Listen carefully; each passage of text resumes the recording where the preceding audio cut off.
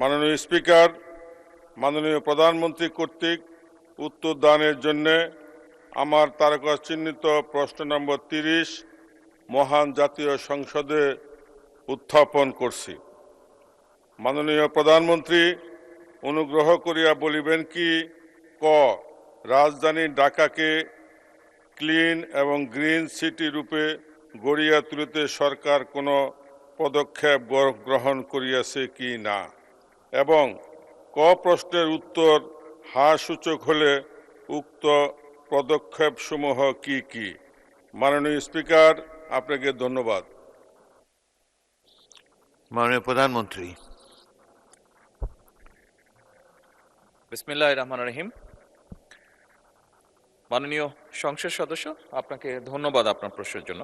মাননীয় স্পিকার, রাজধানী ঢাকাকে ক্লিন এবং গ্রিন সিটি রূপে গড়ে তুলতে স্থানীয় সরকার বিভাগের আওতায় ঢাকা উত্তর ও দক্ষিণ সিটি কর্পোরেশনের মাধ্যমে নানাবিধ পদক্ষেপ নেওয়া হচ্ছে।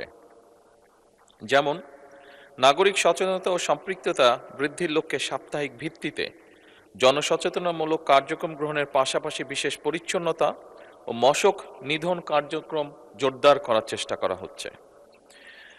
সেকেন্ডারি ট্রান্সফার স্টেশন সমূহ, যেমন অর্থাৎ বর্জ্য ফেলার স্থান আধুনিকরণের লক্ষ্যে ল্যান্ডস্কেপিং, সবুজায়ন, সচেতনামূলক গ্রাফিতি কাজ অন্তর্ভুক্ত করে পরিবেশ সম্মতভাবে বর্জ্য ব্যবস্থাপনা করা হচ্ছে। মাননীয় স্পিকার, ঢাকা দক্ষিণ সিটি কর্পোরেশনের এলাকায় রোড মিডিয়াম, সড়ক দ্বীপ ও উন্মুক্ত স্থানসমূহ সবুজায়ন করার লক্ষ্যে বৃক্ষরোপণ কার্যক্রম গ্রহণ করা হচ্ছে।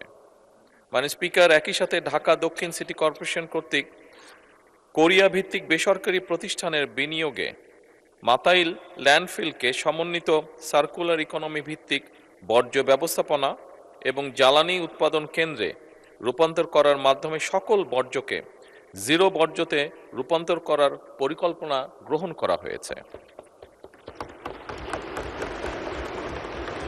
মাননীয় স্পিকার, ঢাকা উত্তর সিটি কর্পোরেশনের আওতাভুক্ত বিভিন্ন এলাকায় নগর বনায়ন, মিয়াওয়াকি ফরেস্ট, এটা জাপানিজ একটি ফরেস্ট, এক ধরনের ছোট ছোট উন্মুক্ত মিডিয়াম জিরো সয়েল সবুজে আবৃত করার চেষ্টা করা হচ্ছে। মাননীয় স্পিকার, ঢাকা উত্তর সিটি কর্পোরেশনের আওতাধীন এলাকায় আগামী 5 বছরে ইনশাল্লাহ 5 লক্ষ বৃক্ষরোপণের লক্ষ্যমাত্রা নির্ধারণ করা হয়েছে। মাননীয় স্পিকার, একই সাথে মেট্রো রেলের নিচের খালি অংশে মিরপুর 12 হতে মিরপুর ডিএইচএস পর্যন্ত এবং এলিভেটেড এক্সপ্রেসওয়ে আবদুল্লাপুর হতে ফার্মগেট পর্যন্ত এই নিচের অংশে খালি জায়গায় বৃক্ষরোপণ করা হবে ইনশাল্লাহ। পাশাপাশি রাজধানী ঢাকাকে ক্লিন এবং গ্রিন সিটি রূপে গড়ে তোলার লক্ষ্যে পরিবেশ অধিদপ্তর কর্তৃক ঢাকা শহরের পরিবেশ দূষণ নিয়ন্ত্রণের অগ্রাধিকার দেওয়া হয়েছে।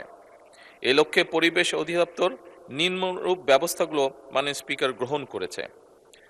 মাননীয় স্পিকার, অনেকগুলো ব্যবস্থা আছে, আমি যদি পড়ি স্বাভাবিকভাবেই সময় অনেক লাগবে, সেই জন্য আমি এটা অনুরোধ করব পঠিত বলিয়া গণ্য করা হোক। মাননীয় স্পিকার, ধন্যবাদ। ধন্যবাদ মাননীয় প্রধানমন্ত্রী। উত্তরের বাকি অংশ পঠিত বলে গণ্য করা হলো।